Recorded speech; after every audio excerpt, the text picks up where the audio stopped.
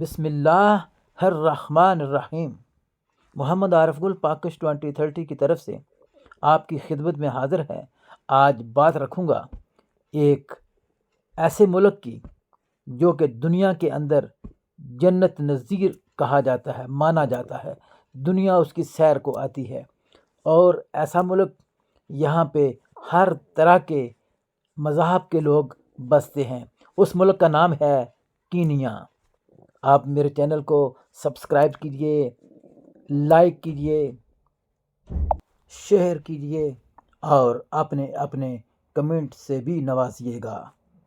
مت بھولیے گا، آخر تک یہ ویڈیو ضرور دیکھیے گا، بہت مزہ آئے گا، اور اگر ہو سکے تو اس ملک کی سیر کو بھی جائیے گا۔ خاص الخاص میں مسلمانوں سے ریکویسٹ کرتا ہوں کہ آپ فری انٹری ویزا ہے اس کا، صرف $30 لگتے ہیں آن دی ایئرپورٹ۔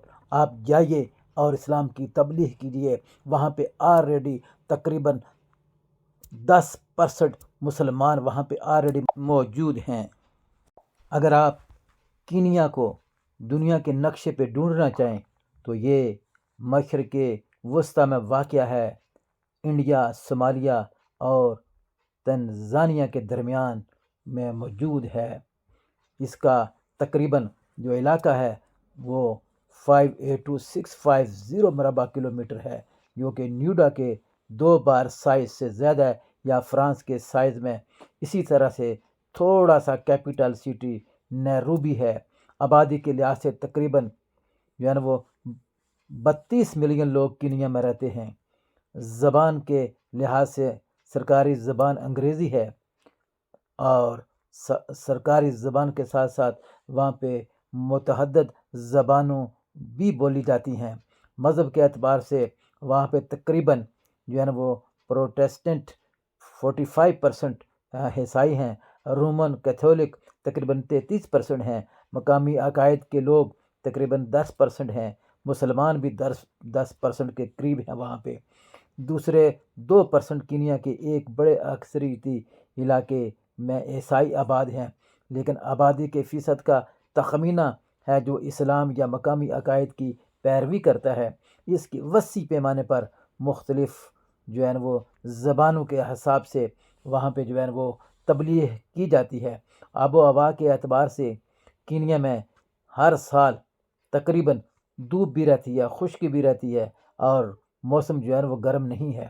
بارش تقریباً مارچ سے مئی اور دسمبر سے دسمبر تک ہوتی ہے، لیکن بارش کی مقدار سال سے مختلف رہتی ہے۔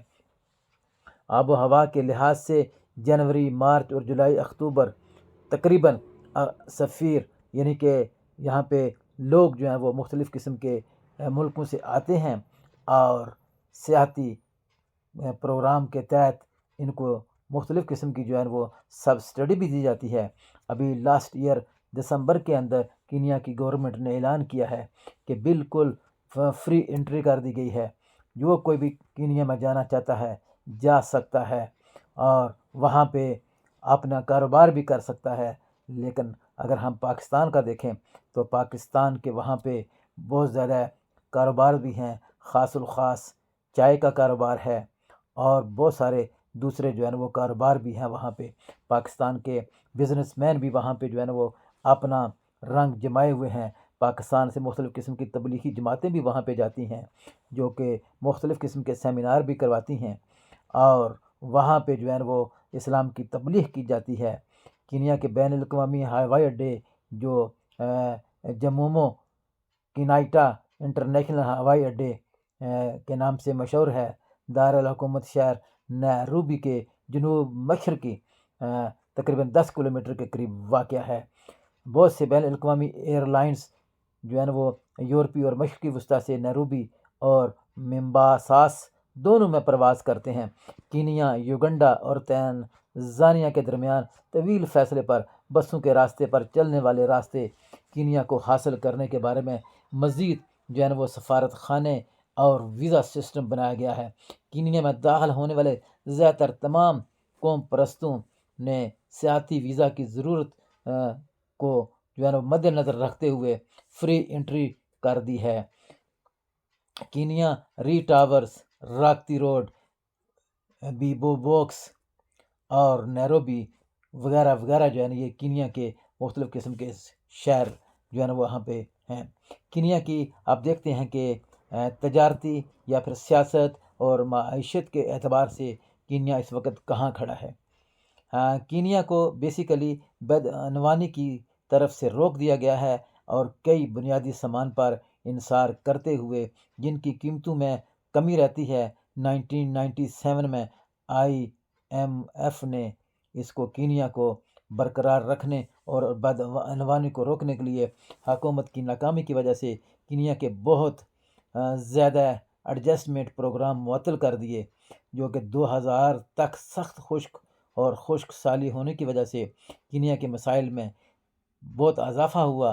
پانی اور توانائی کی راشن اور زراعت کی پیداوار کو کم کرنے کا باعث بن گیا، اور دسمبر 2002 سے ابھی تک جو ہے نا وہ مختلف قسم کے حکمران آئے اور گئے، اور نئی اپوزیشن حکومت نے قوم کو سامنا کرنے والے کمزور اقتصادی مسائل پر بھی زور دینا شروع کر دیا۔ بدعنوانی کے خاتمے اور ڈونر کی حمایت کو فروغ دینے میں کچھ ابتدائی پیش رفت کے بعد 2006 سے ابھی تک ورلڈ بینک اور IMF نے حکومت کی جانب سے بدعنوانی پر پابندی عائد کر دی، اور بین الاقوامی مالیاتی ادارے اور ڈونرز نے قرضے دوبارہ شروع کر دیے۔